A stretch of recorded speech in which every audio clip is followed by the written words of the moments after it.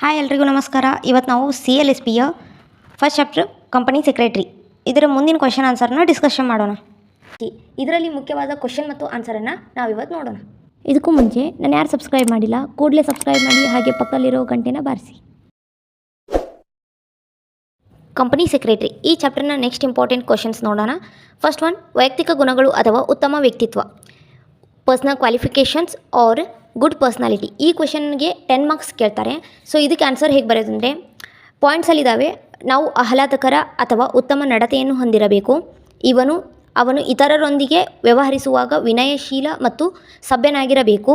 ಅವನಿಗೆ ಕಷ್ಟಪಟ್ಟು ಕೆಲಸ ಮಾಡುವ ಬಯಕೆ ಇರಬೇಕು. ಅವನು ಉತ್ತಮ ಆರೋಗ್ಯ ಮತ್ತು ಕಷ್ಟಪಟ್ಟು ಕೆಲಸ ಮಾಡುವ ಸಾಮರ್ಥ್ಯವನ್ನು ಹೊಂದಿರಬೇಕು. ಅವನು ಕೆಲಸವನ್ನು ಮಾಡುವ ಧೈರ್ಯವನ್ನು ಹೊಂದಿರಬೇಕು.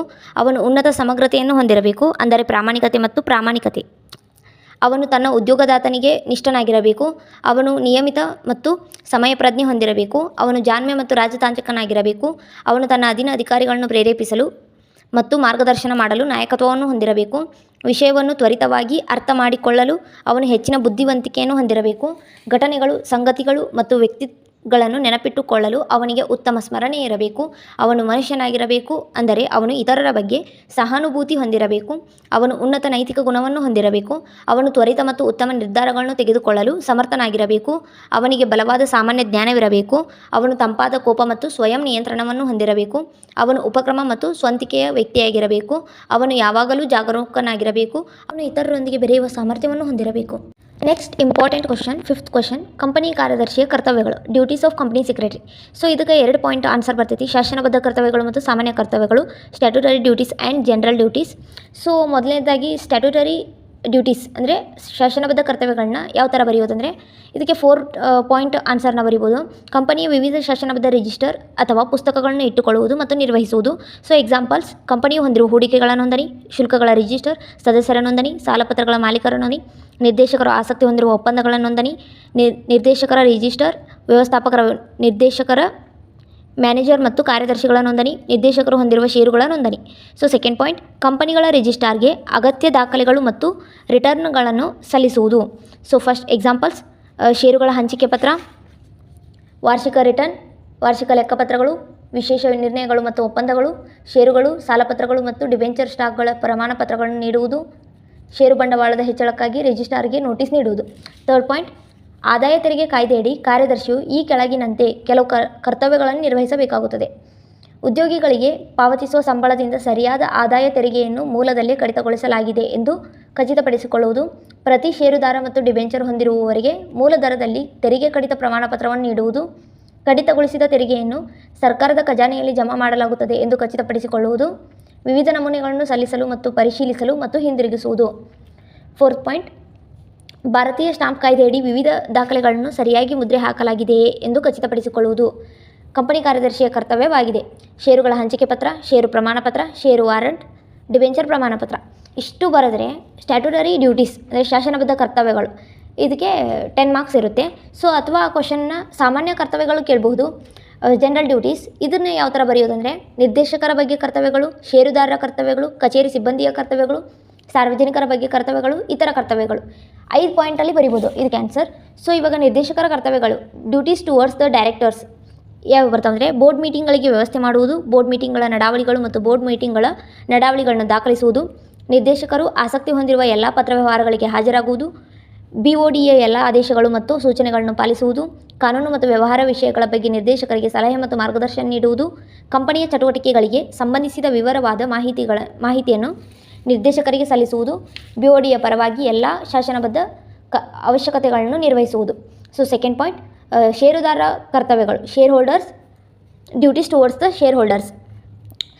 ಶೇರ್ ಹೋಲ್ಡರ್ಸ್ ಕಡೆಗೆ ಕಂಪನಿಯ ಕಾರ್ಯದರ್ಶಿಯ ಮುಖ್ಯ ಕರ್ತವ್ಯಗಳಂದ್ರೆ, ಫಸ್ಟ್ ಪಾಯಿಂಟ್, ಷೇರುದಾರರ ಸಭೆಗಳಿಗೆ ವ್ಯವಸ್ಥೆ ಮಾಡುವುದು, ಷೇರುದಾರರ ಸಭೆಗಳ ನಡಾವಳಿಗಳು ಮತ್ತು ಷೇರುದಾರರ ಸಭೆಗಳ ನಡಾವಳಿಗಳನ್ನು ದಾಖಲಿಸುವುದು, BODಯ ನಿರ್ಧಾರಗಳನ್ನು ಷೇರುದಾರರಿಗೆ ತಿಳಿಸುವುದು, ಷೇರುದಾರರ ಎಲ್ಲ ವಿಚಾರಣೆಗಳಿಗೆ ಉತ್ತರಿಸುವುದು, ಷೇರುದಾರ ಆಸಕ್ತಿ ಹೊಂದಿರುವ ಎಲ್ಲ ಮಾಹಿತಿಯನ್ನು ಒದಗಿಸುವುದು, ಷೇರುದಾರರಿಗೆ ಕರೆಗಳ ಹಂಚಿಕೆ ಪತ್ರಗಳು, ಷೇರು ಪ್ರಮಾಣ ಪತ್ರವನ್ನು ನೀಡುವುದು, ಷೇರುದಾರರಿಗೆ ಲಾಭಾಂಶದ ಪಾವತಿಗೆ ವ್ಯವಸ್ಥೆ ಮಾಡುವುದು, ರಿಜಿಸ್ಟ್ರಾರ್ಗಳು ಮತ್ತು ದಾಖಲೆಗಳನ್ನು ಷೇರುದಾರರಿಗೆ ಉಚಿತವಾಗಿ ತಪಾಸಣೆಗೆ ತೆರೆದಿಡುವುದು. ಥರ್ಡ್ ಪಾಯಿಂಟ್, ಸಾರ್ವಜನಿಕರಿಗೆ ಕರ್ತವ್ಯಗಳು, ಡ್ಯೂಟೀಸ್ ಟುವರ್ಡ್ಸ್ ದ ಪಬ್ಲಿಕ್. ಸಾರ್ವಜನಿಕರಿಗೆ ಕ್ರೆಡಿಟ್ ಅಥವಾ ಡಿಬೆಂಚರ್ ಹೊಂದಿರುವವರು ಗ್ರಾಹಕರು ಮತ್ತು ಸಾರ್ವಜನಿಕರು ಸೇರಿದ್ದಾರೆ. ಆದ್ದರಿಂದ ಸಾರ್ವಜನಿಕರ ಬಗ್ಗೆ ಕಂಪನಿಯ ಕಾರ್ಯದರ್ಶಿಯ ಕರ್ತವ್ಯಗಳು ಹೀಗಿವೆ. ಕಂಪನಿಯ ಸಾಮಾನ್ಯ ನೀತಿಗಳಲ್ಲಿನ ಬದಲಾವಣೆಗಳ ಬಗ್ಗೆ ಸಾರ್ವಜನಿಕರ ವಿವಿಧ ವಿಭಾಗಗಳಿಗೆ ತಿಳಿಸುವುದು. ಬಡ್ಡಿ ದರಗಳಲ್ಲಿನ ಬದಲಾವಣೆಗಳ ಬಗ್ಗೆ ಸಾಲದಾತರು ಮತ್ತು ಡಿಬೆಂಚರ್ ಹೊಂದಿರುವವರಿಗೆ ತಿಳಿಸುವುದು. ಡಿಬೆಂಚರ್ ಹೊಂದಿರುವವರಿಗೆ ಬಡ್ಡಿಯನ್ನು ಸಕಾಲದಲ್ಲಿ ಪಾವತಿಸಲು ವ್ಯವಸ್ಥೆ ಮಾಡುವುದು. ಸಾರ್ವಜನಿಕರ ಎಲ್ಲ ಪ್ರಶ್ನೆಗಳಿಗೆ ಉತ್ತರಿಸುವುದು. ಅಗತ್ಯವಿದ್ದಾಗ ಸಾರ್ವಜನಿಕರಿಗೆ ಎಲ್ಲ ಮಾಹಿತಿಯನ್ನು ಪೂರೈಸುವುದು. ಲಾಭವನ್ನು ಬಹಿರಂಗಪಡಿಸಲು ಕಂಪನಿಯು ಸಾರ್ವಜನಿಕರಿಗೆ ಗಳಿಸುವುದು. ಸಾರ್ವಜನಿಕರ ದೂರುಗಳು ಮತ್ತು ಸಲಹೆಗಳನ್ನು ನಿರ್ದೇಶಕರ ಗಮನಕ್ಕೆ ತರುವುದು.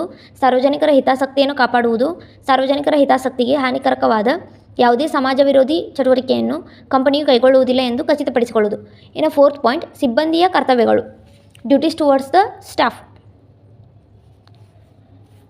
ಸಿಬ್ಬಂದಿಗೆ ಅವರ ಕೆಲಸದಲ್ಲಿ ಮಾರ್ಗದರ್ಶನ ನೀಡುವುದು. ಬಿಒಡಿಯ ಮತ್ತು ಕಚೇರಿ ಸಿಬ್ಬಂದಿಯ ನಡುವೆ ಕೊಂಡಿಯಾಗಿ ಕಾರ್ಯನಿರ್ವಹಿಸುವುದು. ಕಚೇರಿ ಸಿಬ್ಬಂದಿಯನ್ನು ಯೋಜಿಸುವುದು, ಸಂಘಟಿಸುವುದು, ನಿರ್ದೇಶಿಸುವುದು ಮತ್ತು ನಿಯಂತ್ರಿಸುವುದು. ಕಚೇರಿ ಸಿಬ್ಬಂದಿಯ ನೇಮಕಾತಿ, ನಿಯೋಜನೆ ಮತ್ತು ತರಬೇತಿಯ ಕೆಲಸಗಳಿಗೆ ಹಾಜರಾಗುವುದು. ಕಚೇರಿ ಸಿಬ್ಬಂದಿ ಹಿತಾಸಕ್ತಿಯನ್ನು ಕಾಪಾಡುವುದು. ಸೇವಾ ನಿಯಮಗಳು ಮತ್ತು ಆಕರ್ಷಕ ವೇತನದ ನಡುವೆ ಖಚಿತಪಡಿಸಿಕೊಳ್ಳುವುದು. ಕಚೇರಿ ಸಿಬ್ಬಂದಿಗೆ ಕಚೇರಿ ಪೀಠೋಪಕರಣಗಳು, ಸಲಕರಣೆಗಳು ಮತ್ತು ಲೇಖನ ಸಾಮಗ್ರಿಗಳನ್ನು ಖರೀದಿಸುವುದು. ಕಚೇರಿ ಸಿಬ್ಬಂದಿಗೆ ಉತ್ತಮ ವಾತಾವರಣ ಅಥವಾ ಕೆಲಸದ ಪರಿಸ್ಥಿತಿಯನ್ನು ಖಚಿತಪಡಿಸಿಕೊಳ್ಳುವುದು. ಕಂಪನಿಯ ಸಾಮಾನ್ಯ ಒಳಿತನ್ನು ಸಾಧಿಸಲು ವಿವಿಧ ಇಲಾಖಾ ಕಾರ್ಯಗಳನ್ನು ಸಂಯೋಜಿಸುವುದು. ದ ಲಾಸ್ಟ್ ಪಾಯಿಂಟ್, ಇತರ ಕರ್ತವ್ಯಗಳು, ಅದರ್ ಡ್ಯೂಟೀಸ್. ಅವನು ಅಧಿಕಾರವಿಲ್ಲದೆ ವರ್ತಿಸಬಾರದು. ಅವನು ತನ್ನ ಕರ್ತವ್ಯಗಳನ್ನು ಪ್ರಾಮಾಣಿಕವಾಗಿ ನಿರ್ವಹಿಸಬೇಕು. ಅವನು ಸಾಮಾಜಿಕ ಕಾರ್ಯಗಳಲ್ಲಿ ಕಂಪನಿಯನ್ನು ಪ್ರತಿನಿಧಿಸಬೇಕು. ಅವನು ಕಂಪನಿಯ ರಹಸ್ಯಗಳನ್ನು ಅಥವಾ ಗೌಪ್ಯ ವಿಷಯಗಳನ್ನು ಸೋರಿಕೆ ಮಾಡಬಾರದು. ಅವನು ತನ್ನ ಕೆಲಸದಲ್ಲಿ ನಿಯಮಿತವಾಗಿರಬೇಕು ಮತ್ತು ಯಾವುದೇ ರಹಸ್ಯ ಲಾಭವನ್ನು ಗಳಿಸಬಾರದು. ಅವನು ಕಂಪನಿಯ ಹಿತಾಸಕ್ತಿಯನ್ನು ರಕ್ಷಿಸಬೇಕು. Next important question, 6th question, appointment of a company secretary. Company ಕಾರ್ಯದರ್ಶಿಯ ನೇಮಕ. ಕಾರ್ಯದರ್ಶಿಯ ನೇಮಕದ ನಿರ್ಣಯ. ಫಸ್ಟ್ ಪಾಯಿಂಟ್, ಸಾಮಾನ್ಯವಾಗಿ ಕಾರ್ಯದರ್ಶಿಯನ್ನು ನಿರ್ದೇಶಕರ ಮಂಡಳಿಯ ನಿರ್ಣಯದ ಮೂಲಕ ನೇಮಕ ಮಾಡಲಾಗುತ್ತದೆ. ಕಾರ್ಯದರ್ಶಿಯು ನಿಯಮಗಳ ಪರ ಕಾರ್ಯದರ್ಶಿಯಾಗಿರಬಹುದು ಅಥವಾ ಸಭೆಯಲ್ಲಿ ನಿರ್ಣಯವನ್ನು ಅಂಗೀಕರಿಸುವ ಮೂಲಕ ನಿರ್ದೇಶಕರ ಮಂಡಳಿಯು ನಿಯಮಿತ ಕಾರ್ಯದರ್ಶಿಯಾಗಿ ನೇಮಕಗೊಂಡ ಯಾವುದೇ ವ್ಯಕ್ತಿಯನ್ನು ನೇಮಿಸುತ್ತದೆ. ಸೆಕೆಂಡ್ ಪಾಯಿಂಟ್, ಸೇವಾ ಒಪ್ಪಂದ. ಹಂಗಾಮಿ ಕಾರ್ಯದರ್ಶಿ ಅಥವಾ ಇತರ ಯಾವುದೇ ವ್ಯಕ್ತಿಯನ್ನು ನಿಯಮಿತ ಕಾರ್ಯದರ್ಶಿಯಾಗಿ ನೇಮಿಸಿದರೂ ಕಂಪನಿ ಮತ್ತು ಕಾರ್ಯದರ್ಶಿ ನಡುವೆ ಸೇವಾ ಒಪ್ಪಂದವನ್ನು ಕಾರ್ಯಗತಗೊಳಿಸಬೇಕು. ಇದರಲ್ಲಿ ಇವು ಸೇರಿವೆ: ನೇಮಕಾತಿ ಅವಧಿ, ಸಂಭಾವನೆ, ನಿವೃತ್ತಿ ಮತ್ತು ವಜಾಕ್ಕೆ ಸಂಬಂಧಿಸಿದ ನಿಬಂಧನೆಗಳು, ರಜೆ ಮತ್ತು ವೈದ್ಯಕೀಯ ಪ್ರಯೋಜನಗಳಿಗೆ ಸಂಬಂಧಿಸಿದ ನಿಬಂಧನೆಗಳು. Question 7th important question, company ಕಾರ್ಯದರ್ಶಿಯ ಅಧಿಕಾರ ಮತ್ತು ಹಕ್ಕುಗಳು, powers and rights of company secretary. So ಇದಕ್ಕೆ ಪಾಯಿಂಟ್ಸ್ ಮಾಡಿ ಬರೀಬೇಕು. ಇಲ್ಲಿ ಕೆಳಗೆ ಕಂಪನಿಯ ಕಚೇರಿಯಲ್ಲಿ ಎಲ್ಲ ಇಲಾಖೆಗಳ ಕಾರ್ಯನಿರ್ವಹಣೆಯನ್ನು ಮೇಲ್ವಿಚಾರಣೆ ಮಾಡುವ, ನಿರ್ದೇಶಿಸುವ ಮತ್ತು ನಿಯಂತ್ರಿಸುವ ಹಕ್ಕು. ಕಂಪನಿಯ ಪರವಾಗಿ ಸಭೆಗಳ ನಡಾವಳಿಗಳು ಮತ್ತು ಅಂತಹ ಇತರ ದಾಖಲೆಗಳಿಗೆ ಸಹಿ ಮಾಡುವ ಹಕ್ಕು. ನಿರ್ದೇಶಕರ ಮಂಡಳಿಯು ತನಗೆ ಅಧಿಕಾರ ನೀಡಿದ ಎಲ್ಲ ಕಾರ್ಯಗಳನ್ನು ಮಾಡುವ ಹಕ್ಕು. ತನ್ನ ಸೇವೆಗಳಿಗೆ ಸಂಭಾವನೆ ಪಡೆಯುವ ಹಕ್ಕು. ಕೆಲವು ಸಂದರ್ಭಗಳಲ್ಲಿ ಕಂಪನಿಯನ್ನು ಪ್ರತಿನಿಧಿಸುವ ಹಕ್ಕು. ಕಂಪನಿಯ ಪರವಾಗಿ ಉದ್ಯೋಗಿಗಳಿಗೆ ಪ್ರಶಂಸಾ ಪತ್ರಗಳನ್ನು ನೀಡುವ ಹಕ್ಕು. ಕಂಪನಿಯನ್ನು ಮುಚ್ಚುವ ಸಮಯದಲ್ಲಿ ಆದ್ಯತೆಯ ಸಾಲಗಾರರಾಗಿ ಪಾವತಿಸದ ಅಥವಾ ಬಾಕಿ ಇರುವ ಸಂಬಳವನ್ನು ಪಡೆಯುವ ಹಕ್ಕು. ಕಂಪನಿಯು ತನ್ನ ಸೇವೆಯನ್ನು ತಪ್ಪಾಗಿ ವಜಾಗೊಳಿಸಿದ್ದಕ್ಕಾಗಿ ಅಥವಾ ವಜಾಗೊಳಿಸಿದ್ದಕ್ಕಾಗಿ ನಷ್ಟವನ್ನು ಕೋರುವ ಹಕ್ಕು. ತನ್ನ ಸೇವಾ ವಜಾದ ಬಗ್ಗೆ ಮಾಹಿತಿ ಪಡೆಯುವ ಹಕ್ಕು. ತಿದ್ದುಪಡಿ ಕಾಯ್ದೆಯ ಪ್ರಕಾರ ಕೆಲವು ಪ್ರಮುಖ ದಾಖಲೆಗಳಿಗೆ ಸಹಿ ಮಾಡುವ ಹಕ್ಕು. ಅದರಲ್ಲಿ ವಾರ್ಷಿಕ ಆದಾಯ, ಕಂಪನಿಯ ನಿರ್ವಹಣೆಗೆ ಸಂಬಂಧಿಸಿದ ವಿವರಗಳನ್ನು ಒಳಗೊಂಡಿರುವ ಶಾಸನಬದ್ಧ ಘೋಷಣೆಯನ್ನು ರಿಜಿಸ್ಟ್ರಾರ್ಗೆ ಸಲ್ಲಿಸಬೇಕು. ಇಷ್ಟನ್ನು ಬರೆದ್ರೆ 10 ಮಾರ್ಕ್ಸ್ ಇರುತ್ತೆ. Next important question and the last important question, first ಚಾಪ್ಟ್ರಲ್ಲಿ ಕಾರ್ಯದರ್ಶಿಯ ವಜಾ, dismissal of the secretary.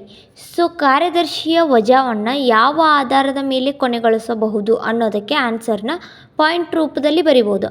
So ಇಲ್ಲಿ ಕಾರ್ಯದರ್ಶಿಯ ಅವಧಿ ಮುಕ್ತಾಯ, ಕಾರ್ಯದರ್ಶಿಯ ಹುಚ್ಚುತನ, ಕಾರ್ಯದರ್ಶಿಯ ದಿವಾಳಿತನ, ಕಾರ್ಯದರ್ಶಿಯ ಶಾಶ್ವತ ಅಂಗವೈಕಲ್ಯ, ಕಾರ್ಯದರ್ಶಿಯ ಗಂಭೀರ ಅಸಮರ್ಥತೆ, ಕಾರ್ಯದರ್ಶಿಯ ಕಡೆಯಿಂದ ಒಪ್ಪಂದದ ನಿಯಮಗಳ ಉಲ್ಲಂಘನೆ, ಸಂಪೂರ್ಣ ನಿರ್ಲಕ್ಷ್ಯ, ಕಾನೂನುಬದ್ಧ ಆದೇಶಗಳ ಉದ್ದೇಶಪೂರ್ವಕ ಅಸಹಕಾರ, ದುರ್ನಡತೆ, ನೈತಿಕ ಅಸ್ಥಿರತೆ, ಅಪ್ರಾಮಾಣಿಕತೆ, ಮೋಸದ ಅಭ್ಯಾಸಗಳು, ರಹಸ್ಯ ಲಾಭ ಗಳಿಸುವುದು. ಇಷ್ಟನ್ನು ಬರೆದ್ರೆ 10 ಮಾರ್ಕ್ಸ್ ಸಿಗುತ್ತೆ.